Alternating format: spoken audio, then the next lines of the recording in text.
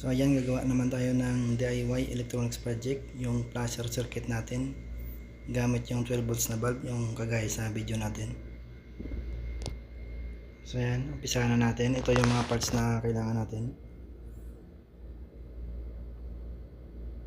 Gagamit tayo ng 12 volts na relay na 5 pin. Tapos gagamit tayo dito ng 1500 megafarad 16 volts na kapasitor. Gagamit tayo dito ng 100 ohms na resistor. Tapos gagamit tayo ng IN4007 na diode. Tapos ito yung 12 volts na bulb natin na 3 watts.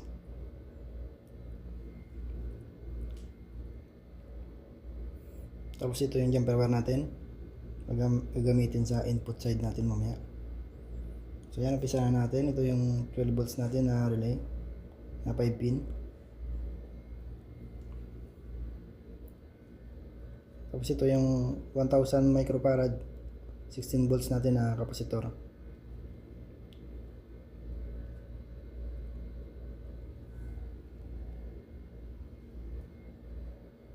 So yan ang connection nito. Yung positive side ng kapasitor, nakakonect yan sa coil number 2 at saka sa common contact ng relay natin.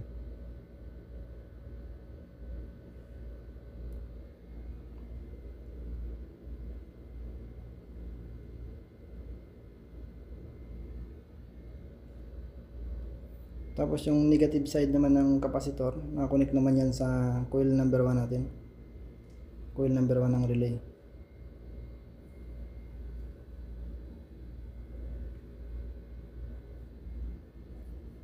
Kaya ikat natin yung extra na paa ng kapasitor natin. Kaya nakonect na natin yung kapasitor. Isunod natin i-connect dito yung IN4007 na diode. Ayan. Yung connection naman ito, yung anode side ng diode, nakakonect yan sa coil number 1 sa negative side ng kapasitor natin. Ayan. Yung connection ng diode, yung anode side nakakonect sa coil number 1 at saka sa negative side ng kapasitor natin.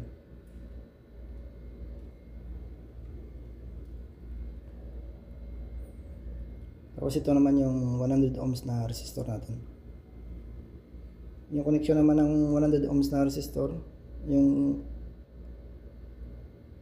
isang paa ng resistor nakakonect yan sa normally open na contact point ng relay. Tapos yung kabilang paa ng resistor nakakonect yan sa cathode side ng diode. Yung cathode side ng diode, yung may band po na puti, yan po yung cathode.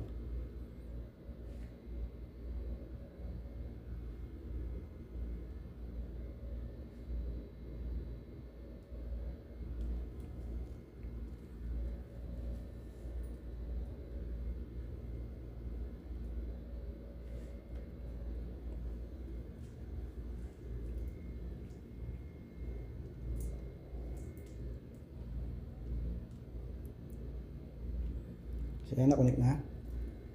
So i-cut na lang natin yung mga extra paa ng resistor para malinis yung circuit natin.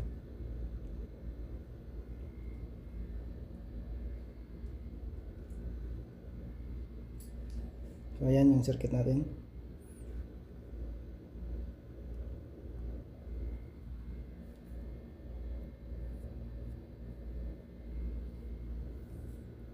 Tapos i-connect na natin dito yung 12 volts na 3 watts natin na bulb. Ayan. 12 volts po yan na 3 watts na bulb. Yung connection naman, yung isang paa ng bulb natin, nakakonect yan sa normally open na contact ng relay at saka sa resistor natin, yung isang paa ng 12 volts na bulb natin.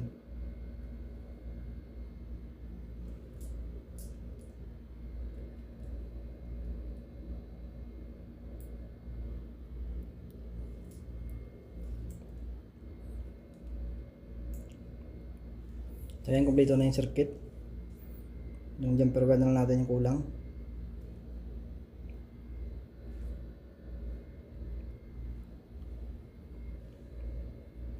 So i-connect natin dito yung jumper wire natin na negative side. Yung negative side ng 12 volts natin na connect yan sa kabilang paa ng 12 volts na bulb natin. Tapos ito na yung positive naman na 12 volts natin.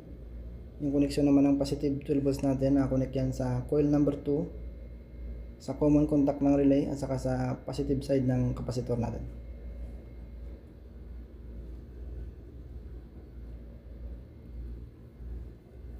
So ayan, kompleto na. Ready to testing na lang.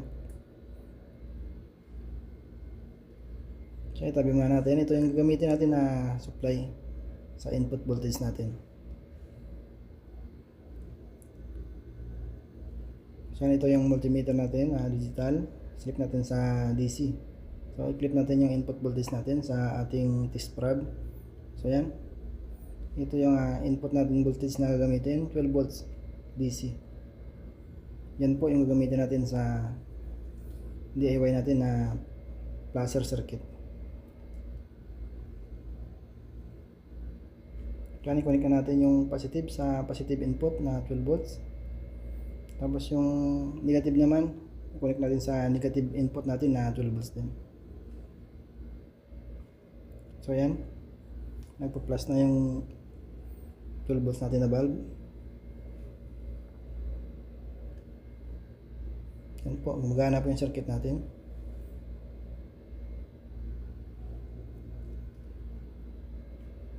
Try ko dito patayin yung ilaw na yan para makita talaga na gumagana yung 12 volts natin na bulb nagpa-flash. So yan po yung 12 volts natin na placer circuit gamit yung 12 volts na relay at saka 12 volts na bulb, tapos yung capacitor, diode at saka resistor po.